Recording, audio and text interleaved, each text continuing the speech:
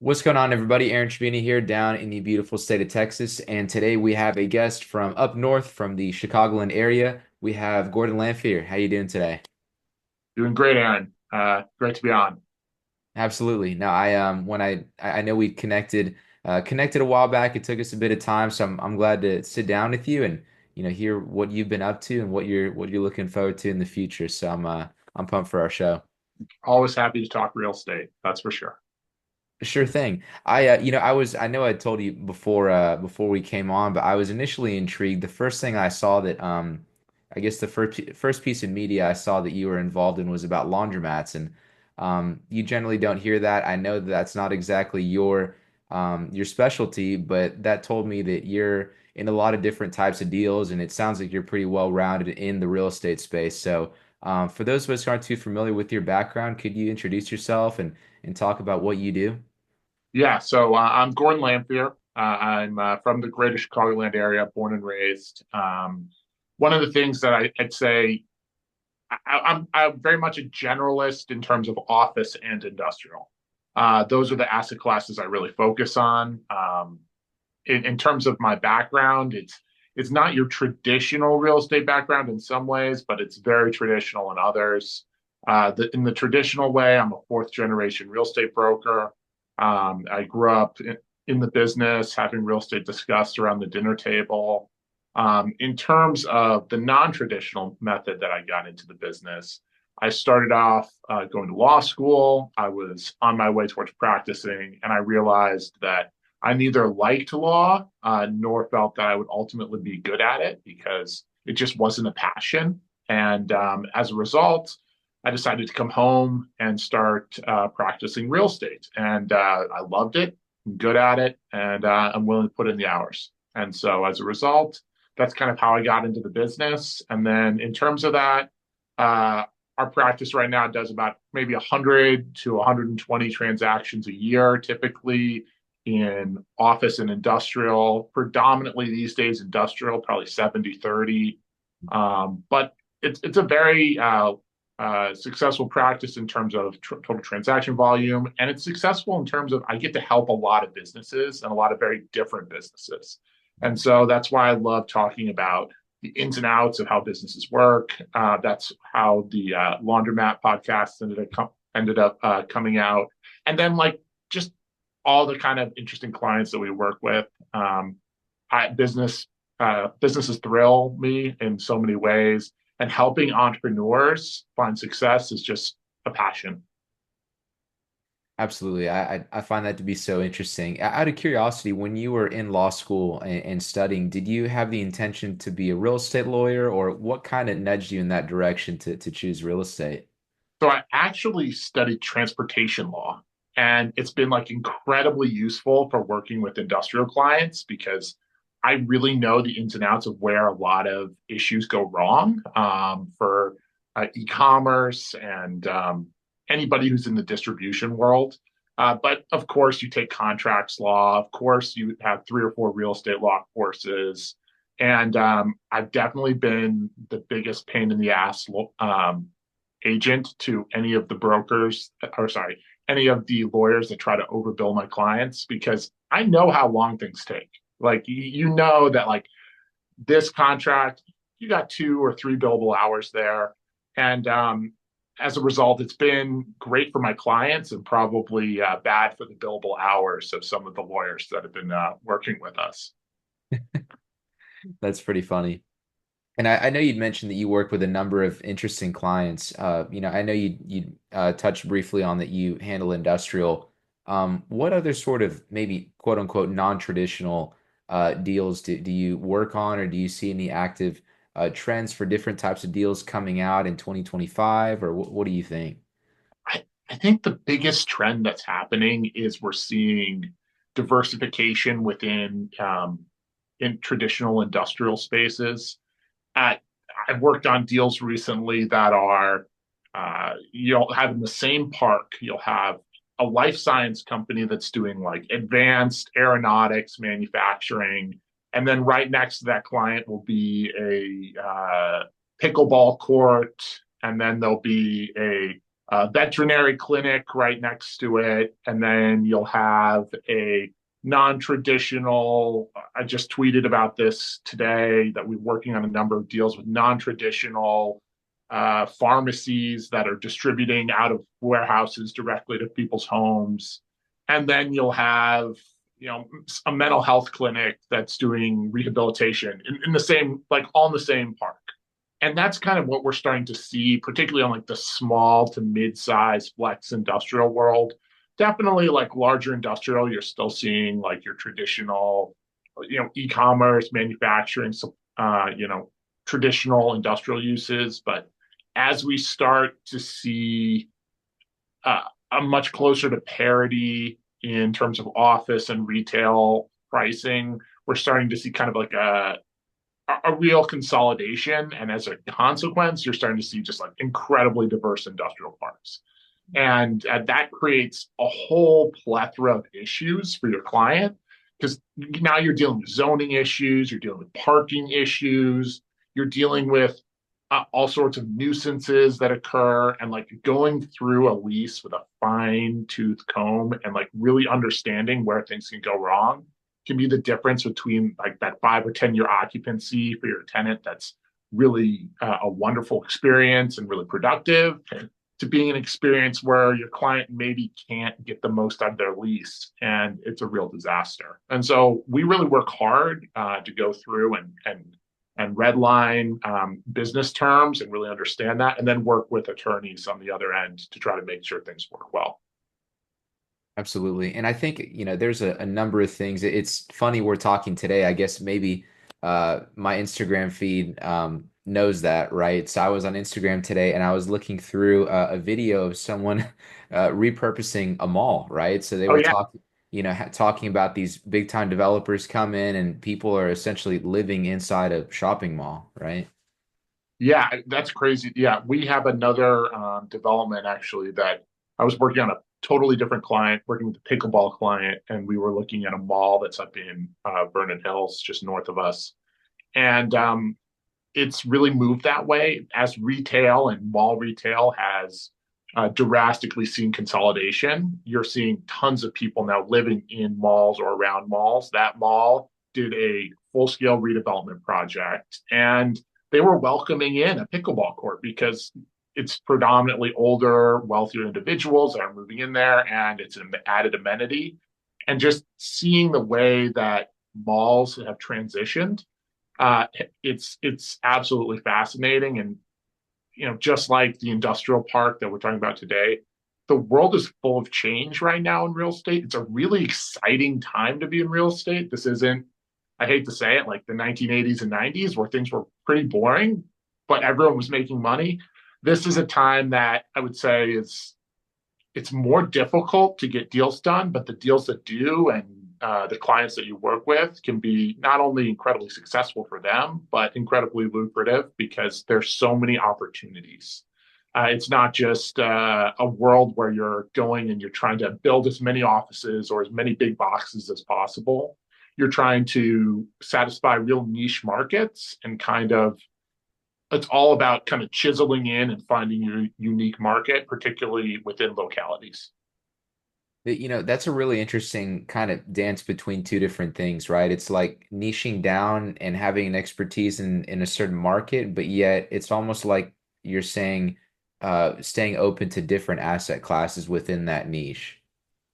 Yeah, I think that's such a difficult decision in our practice in real estate. For us, we really focused on just office and industrial.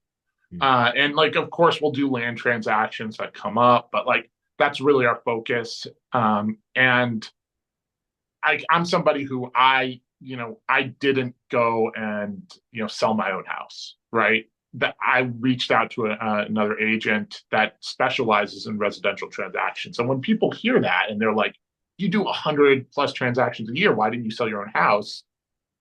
Having that specialization and that network is where you add value. And one of the biggest things that frustrates me is when individuals go way outside their comfort zone and they do disservice. But at the same time, in this world, we live in the challenging times where it's hard to do that and hard to really decide about that because you can overly niche down as well.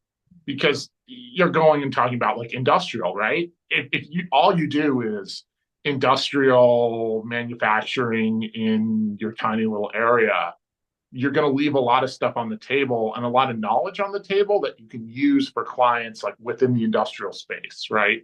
So I think we had kind of have to really change what we would say would be specialization and niches than traditionally like office, industrial, retail, flex. But at the same time, I would never buy or sell, residential or um, any of those traditional asset classes that go outside of traditionally commercial.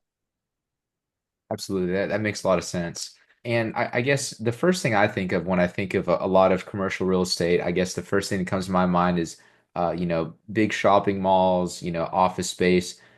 With industrial, would you argue that a lot of maybe new ground up construction for industrial, um, are they building less in a way, or are they trying to have smaller buildings? I guess the reason I ask that is because it seems like, these bigger guys, like when I think big industrial space, you'd think of maybe Tesla or distribution centers or something like that. Do you find that they're reducing the square footage or keeping it about the same? Wow. Well, I have some very unpopular opinions about this and has some very unpopular opinions online, but I'll definitely voice them. I think that we're starting to get into the cycle of potentially overbuilding industrial in a lot of markets. I'm not familiar with the Texas market, so I never want to speak outside of my comfort zone, just as we just previously discussed. But in Chicagoland, in both Chicago and Milwaukee, we're starting to overbuild industrial, particularly the big box industrial. And what we've seen is this massive issue with zoning where deals to get done, the most profitable deals to develop are these huge boxes and to go find Amazon or Walmart. And don't get me wrong, we've worked with big Fortune 500 companies and done big boxes over the years. I mean, we just sold a $28 million industrial building for a client of ours. Like, that's not an issue.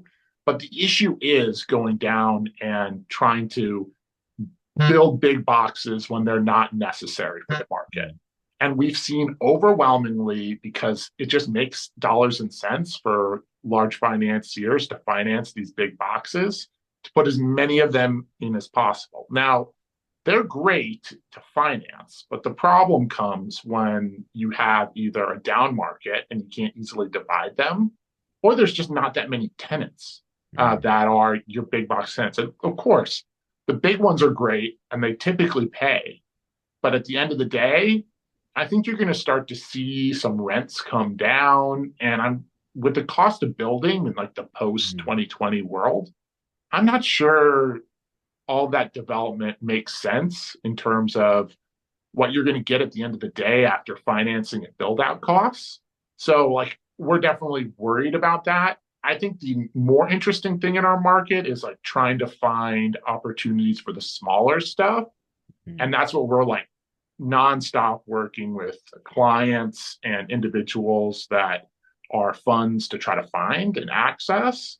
And because so many of these land, so much of the land that's zoned industrial has been built into big boxes, there's just really not that much small industrial left. And I think we're going to go into this cycle, at least in Chicagoland, which is a little different than Texas, where you're going to have to find and redevelop sites that are Mm. functionally obsolete.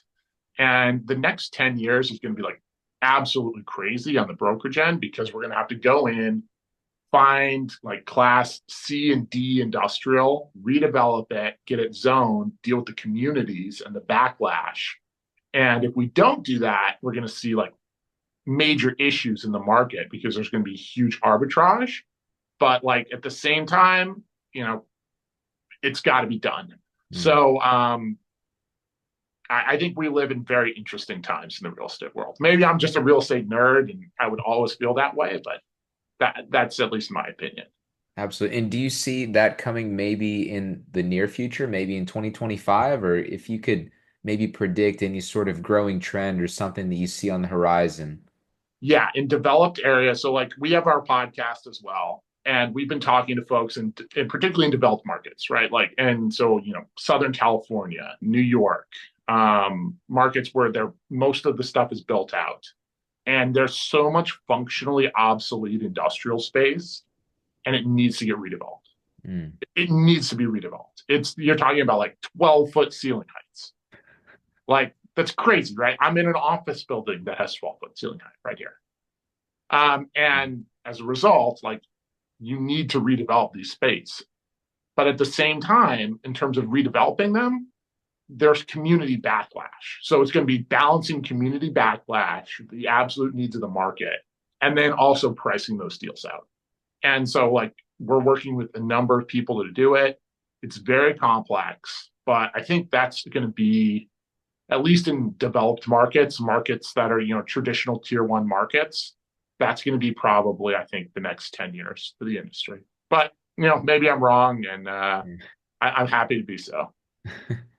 Sure. Is that I guess what is the city more looking for? I guess when I think of cities concerns, I think of um, you know, uh parking or something like that. Just I guess something kind of easy. But are there any other things that maybe in your line of work that you really try to emphasize to the city that hey, this is going to be a good deal for everybody involved?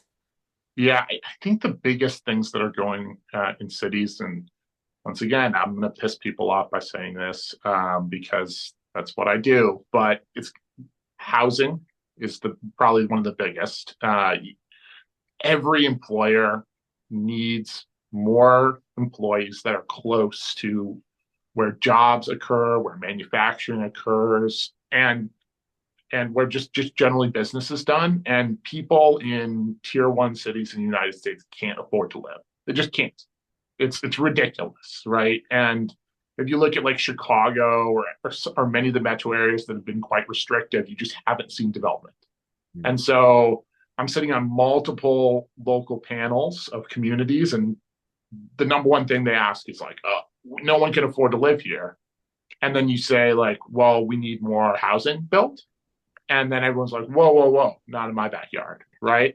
So as a result, like we're definitely at a breaking point societally where like you're seeing like major issues in family formation, major issues in terms of like homelessness, major issues in terms of like even like senior citizens that are struggling with homelessness.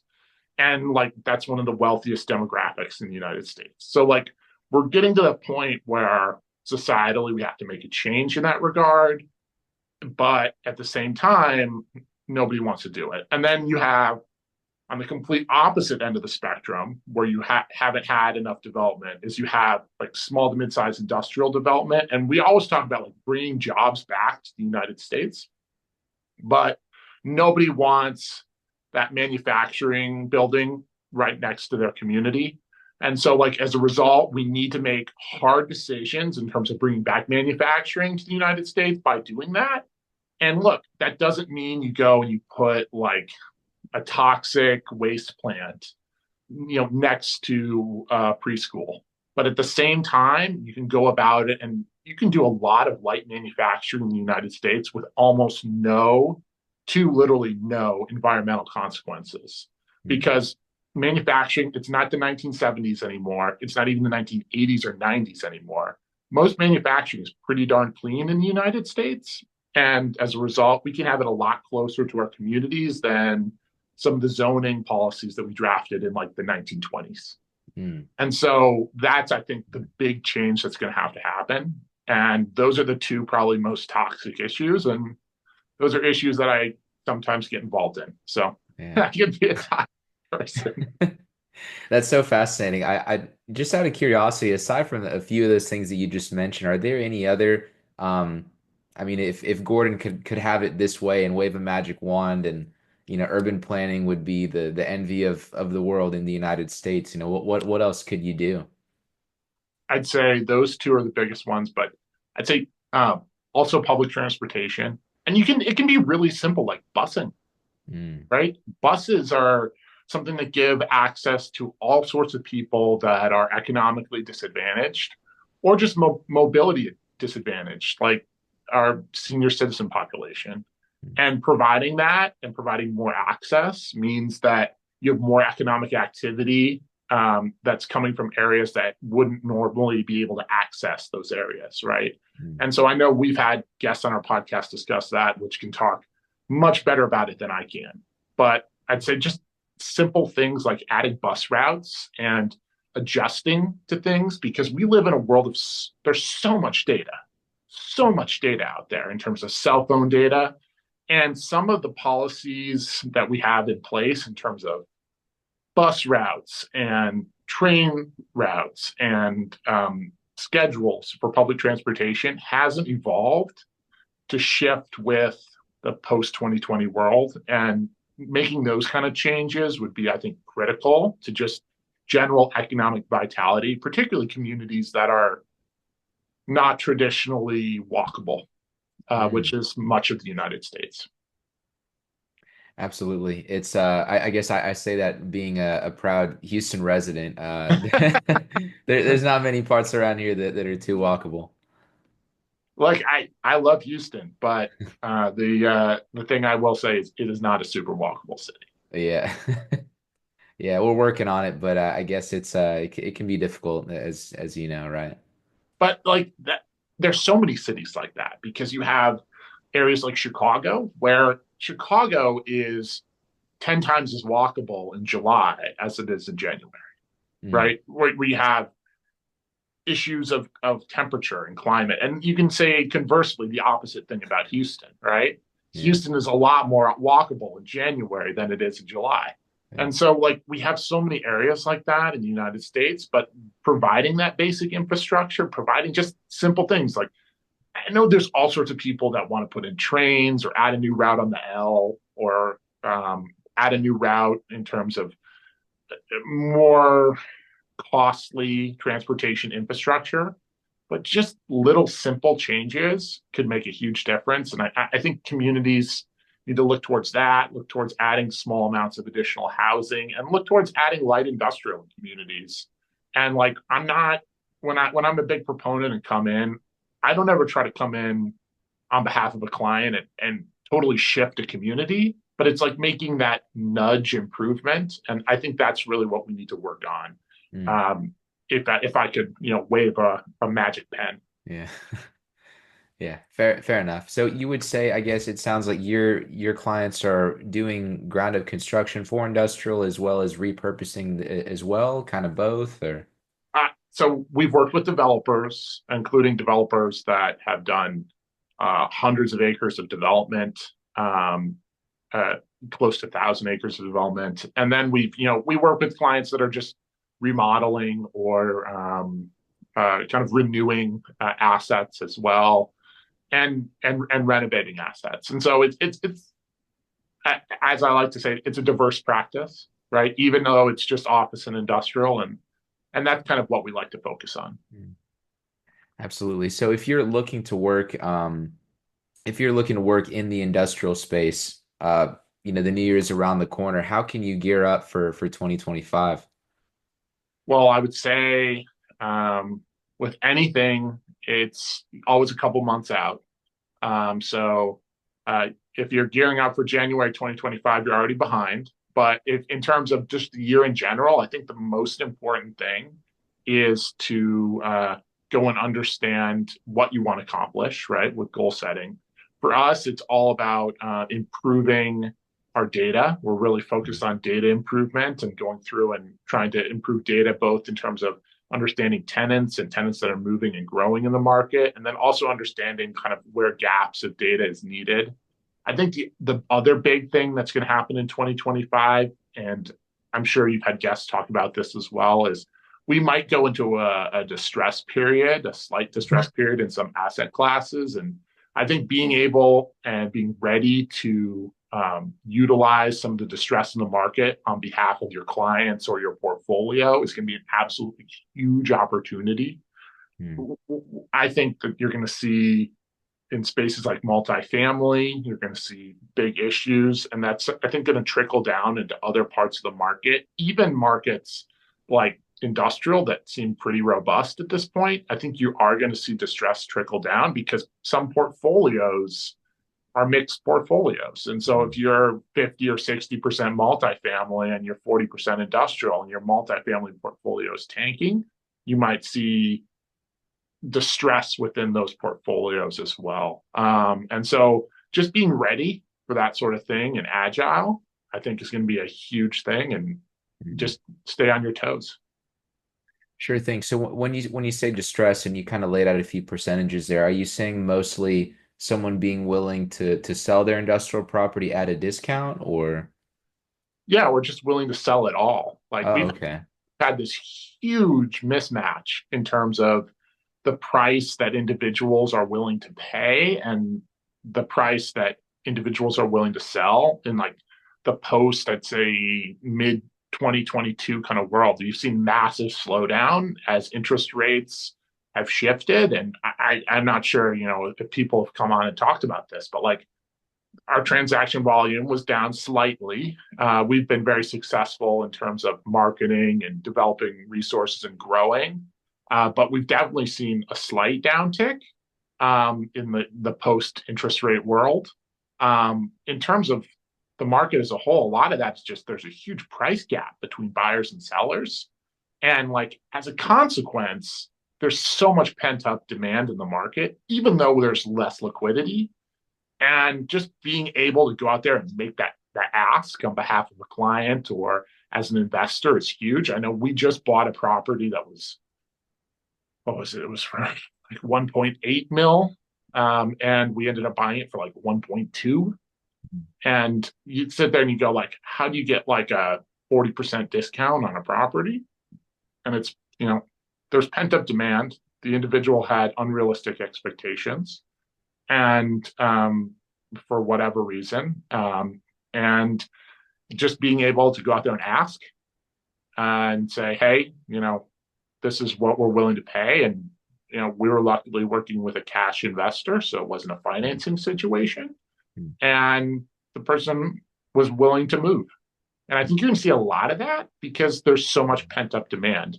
And you're also going to see a lot of that in terms of spaces that we've made offers on and we're currently pursuing in terms of spaces that aren't even listed, that somebody took it off the market because it sat for a year. And to make those calls and reach out and say, hey, if you're working particularly with cash buyers, hey, we'd really like to, make an offer. This is what we think is reasonable. I know you took it off the market. I think you're going to see a lot of people move as properties sit for a year, 2 years, or sit off the market, because the world is full of change, and the only consistency is inconsistency, and so we're going to see, I think, an evolution in terms of that, and then also just multifamily distress, right? I think multifamily is not as sturdy as people have made it out to be, and as a result, you're going to see some sellers have to potentially sell or just readjust expectations. That makes a lot of sense. You know what, well, Gordon, is there anything that you haven't said that you'd really just like to hit home for us? Look, I've got a big mouth. I can talk for is I don't think you want to hear anything more. But um, of anything, I would just say if you want to hear my big mouth spew more real estate content, you can always check out our podcast, the Real Finds podcast, and we talk to guests as well in a variety of sections of the market, and always love to talk real estate. And thanks for bringing me on. Absolutely, Gordon. Thank you so much. It's been really neat kind of hearing a bit about what you do, industrial, different clients you work with, deal types, um, and really 2025. I think this was really encouraging. Just I don't know, just hearing about the market, and there's so many different things in play in the real estate market, and it's been a pleasure to chat with you tonight. Hey, look, we're really blessed. There's a lot of opportunity ahead, and just stay on your toes. Yes, sir. Sounds good, guys. So for those of y'all who are out there looking to connect with Gordon, we will have his information in the description of the video. Signing off from Houston, Texas, y'all. We will talk to you later.